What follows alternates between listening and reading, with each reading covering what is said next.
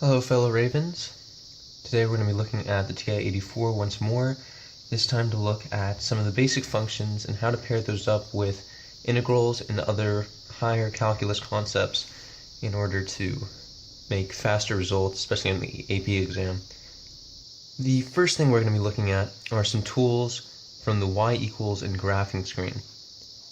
Let's say we take a simplistic function, y equals x squared.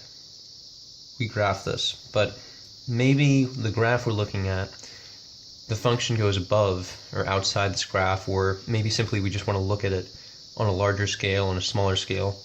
The main way you're going to be manipulating that is by using this zoom and window button. Let's say we start with the zoom feature. You've got z box, z decimal, z squared, z standard.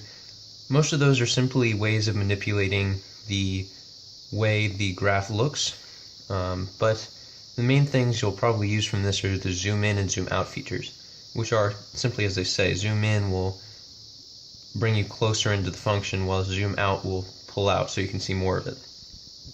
The problem with these is, if I show you real quickly, it doesn't look that different. It's a very small change.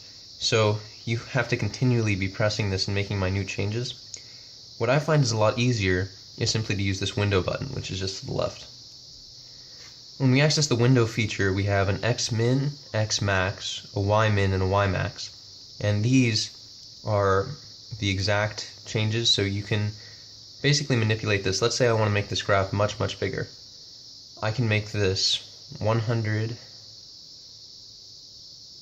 and I can make these 100 as well. And what that does, it's basically zooming out a lot, because these are, it's like drawing a graph out. These are how many units you're looking at. So there you have it. You have a much larger graph. So we'll change that back real quickly.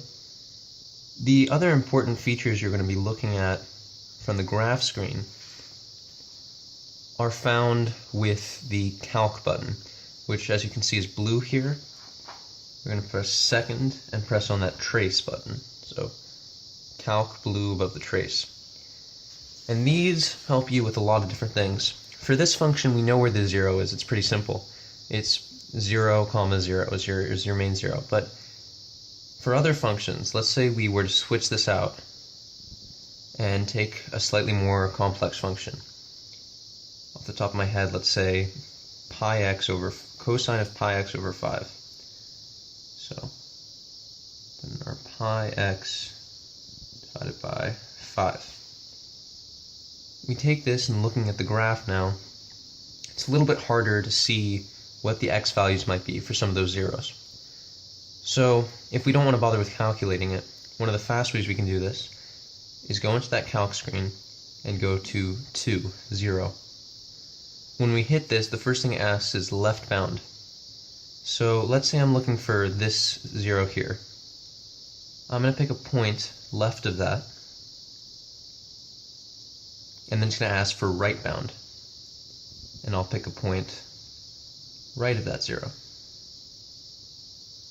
Then the guess is simply to make sure it's looking at the right area, so somewhere around that 0 value, and there you have it. Our 0 is at x equals 2.5.